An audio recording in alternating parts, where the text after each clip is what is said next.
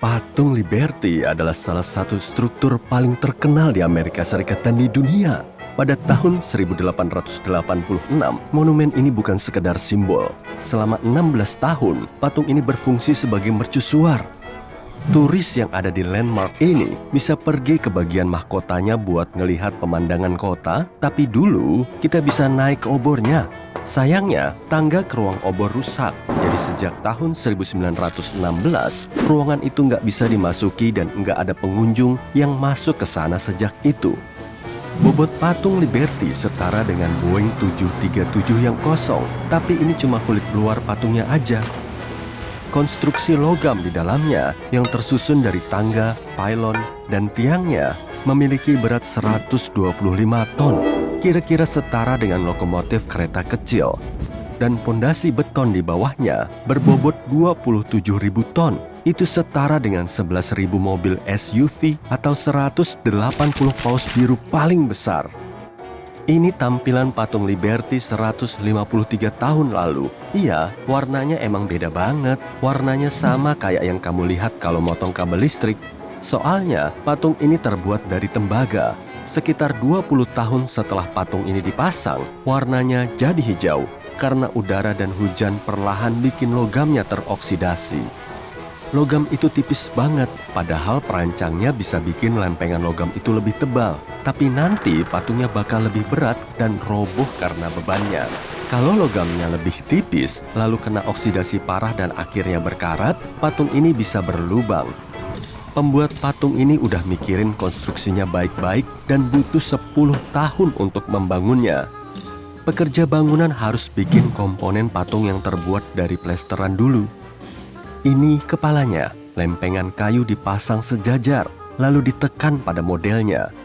Bagian pinggiran lempengan itu dibentuk biar meniru bentuk dan lekukan patungnya. Ini bisa juga dibilang cetakan. Lalu, struktur kayu itu diletakkan di lantai dan dilapisi dengan selembar tembaga.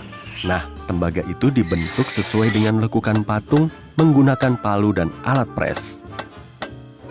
Lalu, bagian dalam lempengan tembaga diperkuat dengan strap besi. Prosedur ini diulangi 350 kali. Sebanyak itulah lempengan tembaga buat bikin patung Liberty. Tapi kalau disatukan gitu aja, patung ini pasti runtuh karena terlalu berat atau mungkin tertiup angin. Disinilah peran Gustave Eiffel. Dia adalah insinyur Prancis yang nantinya membangun struktur logam paling terkenal di dunia, Menara Eiffel. Gustave Eiffel merancang pylon besi yang berfungsi sebagai penopang patung Liberty. Lalu ditambahkan struktur logam lebih kecil di sekelilingnya. Nantinya 350 pelat tembaga tadi dipasang ke pylon itu. Nah, di sini kamu bakal udah bisa ngelihat bentuk patung ini. Struktur logam itu membentuk obor, kepala, dan tabula di tangan kirinya. Berat struktur logam ini emang lebih dari 100 ton, tapi masih cukup fleksibel kok. Jadi, sekarang pun patung Liberty yang udah jadi ini sedikit berayun. Kalau anginnya kencang, bagian atas patung ini bisa berayun 10 cm. Edward de la Boule adalah penggemar berat karya Bartholdi dan mendorong rakyat Prancis untuk menggalang dana buat patung ini. Warga Amerika ngumpulin uang buat membayar alas patung ini. Bartholdi menyelesaikan lengan Lady Liberty yang membawa obor beberapa tahun sebelum keseluruhan desainnya selesai. Lengan itu kemudian dipajang di Madison Square Park biar orang-orang melakukan donasi untuk patung itu. Menggalang dana dari rakyat Amerika susah banget sampai akhirnya penerbit Joseph Pulitzer turun tangan. Dia mulai mendorong orang-orang buat berdonasi. Dia janji nama donatur akan disebutkan di korannya yang terkenal, New York World. Hal ini menarik lebih dari 120.000 donasi dan mengumpulkan cukup dana untuk menyelesaikan patung itu. Akhirnya, patung Liberty selesai dalam 10 tahun. Para pekerja butuh 4 bulan lagi untuk merangkai patung itu di atas alas yang udah selesai. Patung itu disambungkan ke alasnya, jadi nggak bisa diangkat terpisah ya.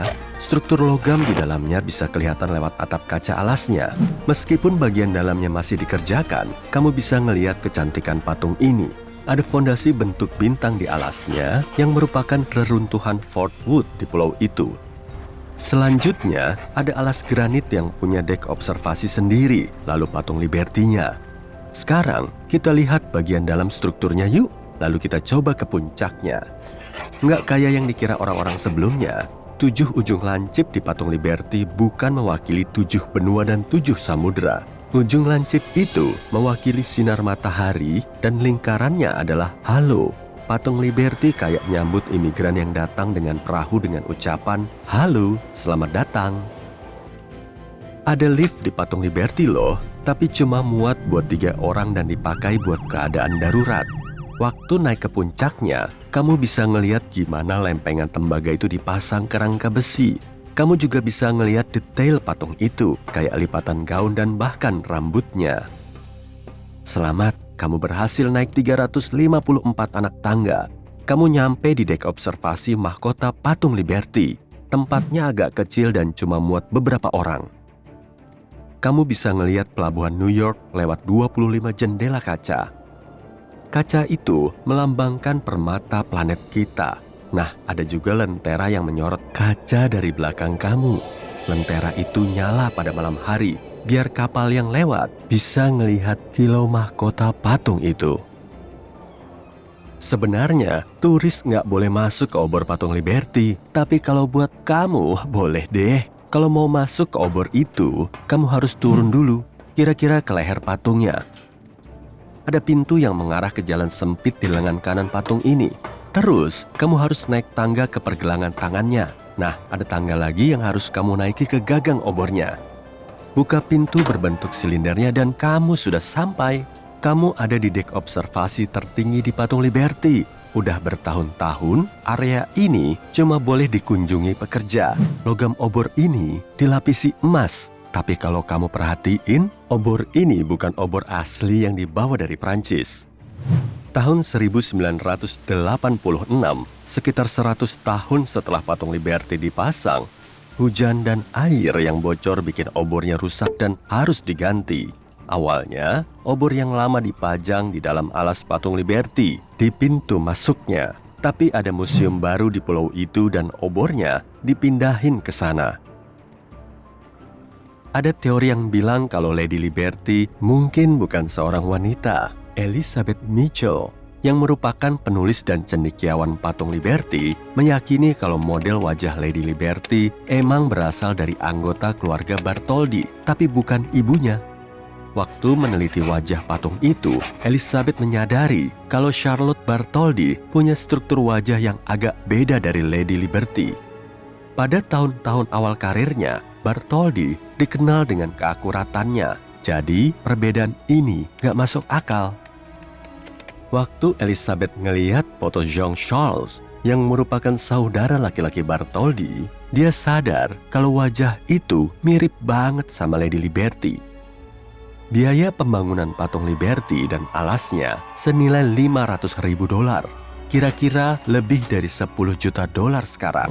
Patung ini diselesaikan di Prancis, lalu dikirim ke Amerika dalam bentuk 300 potongan tembaga dan dikemas dalam kotak kayu.